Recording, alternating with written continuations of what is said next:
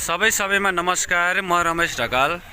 अहिले म मण्डनदेवपुर नगरपालिका वडा नम्बर 6 मा अवस्थित इन्द्रेश्वर महादेव मन्दिर परिसरमा आइपुगेको छु। यो रहेको छ यता इन्द्रावती गाउँपालिका, यता मेलम्ची नगरपालिका र यता मण्डनदेवपुर नगरपालिकाको एउटा सङ्गम स्थल पनि रहेको छ।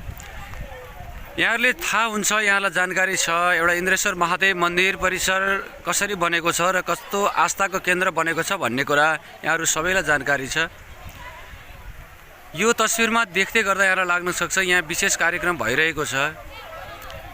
शिवपुराण ज्ञान महायज्ञ सञ्चालन भइरहेको छ। हाम्रो प्रसिद्ध कथावाचक व्यास आचार्य पण्डित नवराज हितालको मुखारबिन्दबाट अमृतमय कथावाचन भइरहेको छ। 6 गतेबाट सुरु भएको कार्यक्रम आज 12 गतेसम्म आइपुग्दाखेरि एकदम भव्य रूपमा सम्पन्न भइरहेको छ। यहाँहरूलाई हामीले धेरै निमन्त्रणा गरिरहेका छौँ। यहाँहरू आउनुहुनेछ र यो कथा श्रवण गर्नुहुनेछ र आफूले सकेको सहयोग गर्नुहुनेछ भन्ने अपेक्षा पनि लिएका छौँ। यो यहाँले गर्नुभएको सहयोग हामीले यहाँ उचित ठाउँमा लगानी हुनेछ। यसको हिसाब किताब सबै स्पष्ट रूपमा राखेर यो ठाउँमा तपाईँले देखिरहेको ठाउँमा शिव महादेव भगवानको एउटा प्रतिमा बन्नेछ र त्यहाँ जलधारा सहित बन्नेछ लगायत यो ठाउँमा पर्यटकीय स्थान बन्नेछ भन्ने हामीले अपेक्षा लिएका छौँ।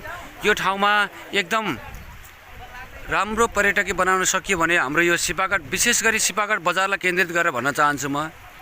यो मन्दिर, यो ठाउँ बन्दै गर्दा सिपाघाट बजारको नै इज्जत बढ्नेछ र प्रतिष्ठा पनि जोगिनेछ र प्रतिष्ठा रहनेछ भन्ने लाग्छ।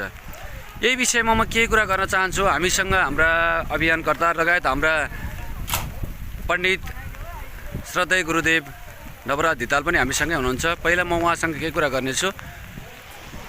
गुरुदेव नमस्कार। इन्द्रघाटमा एउटा यस्तो महायज्ञ चलिरहेको छ, एउटा धार्मिक कार्यक्रम चलिरहेको छ, हजुर कथावाचन गरिरहनु भएको छ। आज 6 गतेबाट सुरु भएको कार्यक्रम 12 गते हुँदा लगभग 7 दिन भइसक्यो। के छ माहौल, हजुरलाई के लाग्छ? हजुर यत्रो सप्ताह कार्यक्रम चलाइरहेर हिँड्नुहुन्छ, कति ठाउँमा हजुरले गर्नुभएको छ। म सानो बेलामा मैले तपाईँले कथावाचन गरेको सुनेको मान्छे म। आज यहाँ हजुरसँग साक्षात्कार गर्न मलाई खुसी लागेको छ। समग्रमा हजुरलाई के लाग्छ, के छ अवस्था, के गर्नुपर्छ जस्तो लाग्छ? धन्यवाद। यो सिपाघाटमा इन्द्रधाम बनाउने पवित्र उद्देश्यका साथ विशेष गरेर शिवजीको शीर्षबाट जटाबाट जलधारा खसिरहेको त्यो मूर्ति, त्यो विग्रह प्रतिस्थापन गर्ने, यहाँ एउटा इन्द्र सरोवर समेत निर्माण गर्ने पवित्र उद्देश्यले यो लगाइरहेको शिव महापुराण हो। यहाँ शिवपुराणमा किन शिवपुराण लगाइयो त भन्न पनि कतिपय भक्तहरूलाई जिज्ञासा हुनसक्छ। यो चाहिँ के छ भनेदेखि भगवान् शिव भनेको चाहिँ सबैलाई दान गर्ने व्यक्ति हुनुहुन्छ। अरूलाई देख्दाखेरि त माग्ने हुनुहुन्छ, तर माग्ने भए पनि उहाँले मागेर खानको लागि होइन, किनकि भगवान् त आफू विष खाएर अर्कालाई अमृत दान गर्नुहुन्छ अनि आफू मसान घाटमा सुतेर भक्तलाई महल दान गर्नुहुन्छ।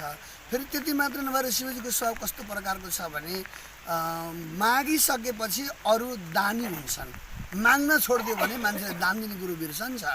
त्यो सबैलाई समोर आओस् भनेर शिवको ठुलो महिमा भएको हुनाले यो दानको लागि शिवपुराणै लगाइएको हो। र विशेष गरेर यहाँ सबै भक्तहरू बडो उल्लासमय वातावरणको रूपमा आइराख्नु भएको छ। अलिकति पहिला गरेका केही धार्मिक कार्यक्रमहरूमा केही रकमहरू हिनाबिना भएको यो उद्देश्यले गर्छु भनेर त्यो उद्देश्यमा पुग्न नसकेको। एकदम हजुरलाई मैले रोकेँ, हजुरको कुरा काटेँ। एउटा हजुरले कुरा उठाइहाल्नु भयो। यो ठाउँमा धेरै पटक सप्ताह कार्यक्रम सञ्चालन भए, धेरै कार्यक्रम भए, तर जति रकम सङ्कलन भए यो कुरा हजुरसँग गर्ने कुरा भन्दा पनि यस्तै भएको यहाँले बुझिहाल्नुहुन्छ। त्यो भएको हुँदा यो कार्यक्रमले सार्थकता पाओस् भन्ने हाम्रो उद्देश्य छ। हजुर एउटा गुरुदेव हुनुहुन्छ, हजुरले कथावाचन गरिरहनु भएको छ। हजुरले यो विषयमा जुन यो हाम्रो स्थापना गर्न लागि यो छ नि, हाम्रो यो जुन जलधारा महादेवको शिवलिङ्ग लगायत पर्यटन क्षेत्रमा यो उपयुक्त कतिको छ यो विषयमा हजुरले अलिकति प्रकाश पारिदिनुहुन्छ कि भनेर। यो चाहिँ कस्तो छ भनेदेखि यहाँ शिव शीर्ष जलधारा वर्षा भइसकेपछि यहाँको माहौल फरक हुन्छ, यहाँ धार्मिक पर्यटन क्षेत्र बन्छ अनि यहाँको समाजलाई नै यो काम लाग्ने हुन्छ। विशेष गरेर हामी तीर्थ गर्नको लागि भनेर टाढा टाढा धाउँछौँ, धेरै टाढाका तीर्थमा जान्छौँ, खर्च गरेर जान्छौँ, तर नजिकको तीर्थ हेला भने जस्तो भएको छ। यस्तो पवित्र गङ्गा भएको क्षेत्र, यो पवित्र क्षेत्र जहाँ माता ब्रह्माण्डको चरणतल छ, जहाँ भगवान् फटिकेश्वर र कश्यपेश्वरको माझमा अवस्थित ठाउँ छ, जुन ठाउँ मेलम्ची नगरपालिका, इन्द्रावती गाउँपालिका र मण्डनदेवपुर नगरपालिकाको तिनटाको यो मिलन बिन्दु छ, जहाँ काभ्रे र सिन्धुको सङ्गम छ। यो पवित्र क्षेत्र पहिलेदेखि नै यो व्यापारिक दृष्टिकोणले, धार्मिक दृष्टिकोणले साँच्चीकै भन्दाखेरि त यो त देवपुर हो नि त, देवताको पुर भनेको देवताकै सहर, देवताको सहरमा देवताको मन्दिर हेर्न लायक यहाँ बन्नुपर्छ। यो पर्यटन स्थल हुनसक्छ। विभिन्न प्रकारले टाढा भएका विदेशीका सहरतिर पसेका युवा लगायत सबैजनाको लागि यो मनोहर आकर्षित क्षेत्र बनाएर यहाँ यो धाम मात्रै नभएर सकिन्छ भने ती युवाहरूलाई रोजगार हुने खालका हरेक कुराहरू यहाँ सञ्चालन गर्न सक्यो भने यो हाम्रो क्षेत्र धार्मिक तथा सांस्कृतिक सामाजिक तिनटै क्षेत्र हो। यो धार्मिक क्षेत्र हो, सामाजिक क्षेत्र हो र सांस्कृतिक पनि क्षेत्र हो। यो तिनै कुरालाई राम्रोसँग गर्न सकिन्छ हुने अनि त्यो पुरा पारदर्शी नगरिदिने र त्यहाँको समितिलाई बिचरा मरी जसले दुःख गरेको छ त्यही मान्छे नै फटा बनाइदिने खालको पनि कतिपय छ। त्यो खालको वातावरणले पनि मान्छे अलिकति अगाडि बढ्न सकेका छैनन्। त्यसकारण ती कुराका भ्रमलाई चिर्दै जे जस्तो सकिन्छ अब सबैको पहलमा हजुरहरू जस्तै ज्ञानी सज्जन पहल यसो बोलेको कुरो वचन बिग्ने खालका व्यक्तिहरूले गर्दा नै राम्रो हुन्छ। किनकि पहिला मान्छेलाई सिक्न गाह्रो हुन्छ, सिकिसकेपछि बिक्न गाह्रो हुन्छ, बिकिसकेपछि टिक्न गाह्रो हुन्छ। यहाँ सिक्न र बिक्न चाहिँ बल्ल बल्ल सकेका छन्, तर टिक्न गाह्रो भएको हुनाले सकेसम्म टिकाउ हुने खालको एउटा धाम यहाँ बनिदियो रहिदियो भने हजुर हाम्रो सबैको मान्छेका लागि बाबा बस्नु दिनुहोस् भने हात जोड्दाखेरि पनि पहिलेकै कुराहरूले ओहो पण्डितहरू यस्तरी भन्न लाउँदो रहेछन्, नचाहिने कुरा बोल्न लाउँदो रहेछन् अनि यस्तो गर्छु भने उद्देश्यमा पुग्न सकिँदो रहेछ। फेरि अब दाग नलागेको मान्छेलाई पनि फेरि दाग लाग्छ, म त बस्न सक्दिनँ भनेर अलिक टाढिएको जस्तो अवस्था पनि भएको छ। त्यो कुरालाई चाहिँ हामीले त्यो भ्रमलाई चिर्दै होइन यस्तो खालको होइन, यहाँ धाम बनाउने भनेपछि हुन्छ भनेरै हामीले गइरहेका छौँ। मलाई लाग्छ सम्भवतः यो धाम अवश्य मेव बन्छ। अब छोटै समयमा हामीले इन्द्रधाम, यो शिवशीर्ष जलधारा, यहाँ भएको शिवलिङ्ग, यहाँ सप्तऋषि, हनुमान लगायतका ती मूर्तिहरूको प्रतिस्थापना र यसलाई धार्मिक पर्यटक स्थलको रूपमा देख्न सक्छौँ जस्तो मलाई लाग्छ। हजुर गुरुदेव धन्यवाद। हजुरको विचार एकदम सराहनीय छ। यहाँले गर्नुभएको कुरा एकदम राम्रो छ। हामीले यो ठाउँ यहाँले हामीले देख्न सक्नुहुन्छ, यो ठाउँ यतिको ठाउँ बन्दैन थियो होला जब देवीप्रसाद नेउपाने सक्रिय हुनुभएको थिएन भने। उहाँ सँगसँगै हामीले कति साथ सहयोग गऱ्यौँ, हामीसँगै छ। यो बजारवासी लगायत सबैले कति साथ सहयोग गर्नुभयो त्यो हामीसँग जानकारीमा नै छ। यहाँले गर्नुभयो यो ठाउँ खण्डहर बनेर आज धेरै यो बगर बन्ने ठाउँ आज यो धार्मिक स्थल बनेको छ। यो ठाउँमा यहाँलाई जानकारी गराएँ, अत्यन्तै उत्कृष्ट ठाउँ बनेको छ, राम्रो बनेको छ, सुविधा सम्पन्न ठाउँ बनेको छ र धर्म कर्मको लागि एउटा धूप सल्काउने ठाउँ नहुँदाखेरि आज यो ठाउँ एउटा भगवानको दर्शन गर्ने ठाउँ बनेको छ। देवीप्रसाद नमस्कार। नमस्कार।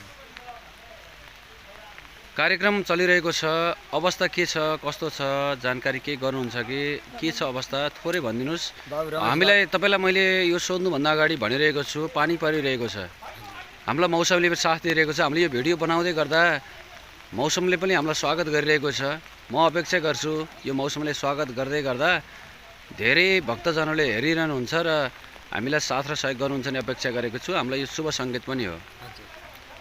केही कुरा भनिदिनुहोस्, धेरै लामो नगरिकन छोटो रूपमा भनिदिनुहोस्, अवस्था कस्तो छ, के छ र कसरी गर्न सक्छौँ। अब मैले भन्नुभन्दा पनि गुरुले अहिले भर्खर भनेर सवारी भयो। जुन गुरुले गरेको कुरा हाम्रो त्यही नै हो। जस्तो बाबुले अहिले मेरो नाम लिनुभयो, अलिकता एउटा अगाडि नबढी बन्द रहन्छ। तपाईँहरूको सहयोग र साथ पुरा मैले पाएको छु, पुरा मलाई विश्वास छ र साथ पनि दिनुहुन्छ भन्ने विश्वास छु। र यो कार्य सकेपछि तत्कालीन यसलाई अगाडि बढाउने पक्षमा म लाग्ने छु। धन्यवाद। त्यसपछि अब एउटा थप के भन्छ भने यो पर्सि 16 गते वर्धमानमा पनि कार्यक्रम रहने हुँदा बटुकेहरूलाई पनि यसै मिडिया मार्फतबाट तपाईँहरूको बच्चा यहाँ दर्ता गर्न आउनु होला, नाम दर्ता गर्नु होला, पवित्र थाना वर्तमान गर्नु होला। तपाईँलाई शुल्क 5000 हामीले निर्णय गरेका छौँ।